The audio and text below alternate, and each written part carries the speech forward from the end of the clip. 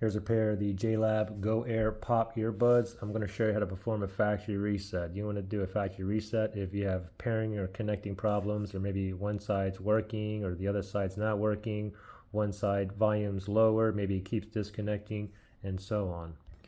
Anyway, a factory reset is very simple, okay? So the first thing is, if you are currently paired to a different device, like I was paired to this phone here.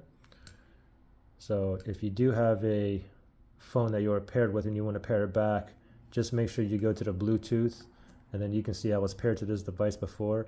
So just go ahead and unpair it or delete it. So unpair. If you were disconnected from an iPhone, it would be forget this device instead of like unpair, okay? So now let's factory reset these, okay? Let me go ahead and take the earbuds out. Wait a few seconds and then put them back in, all right? Now just wait till the light goes off. Now what we're gonna do is we're gonna tap 7 times this earbud and tap 7 times this one, okay? Once we tap 7 times, you should see it blink 4 times blue, okay?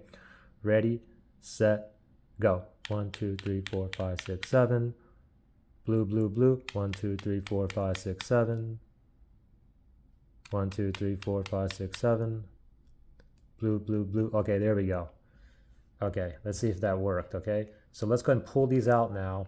And they both should be into pairing mode. We'll know it's pairing mode if only one of these is blinking blue, white, blue, white, blue, white, just like this. So now we just factory reset it and it's back into pairing mode.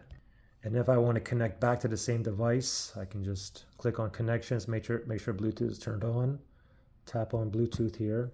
And that spinning thing is searching for devices in pairing mode. These are still in the pairing mode. There they go right there, the AirPops. Let's tap on that. We'll get a pairing request for Android phones.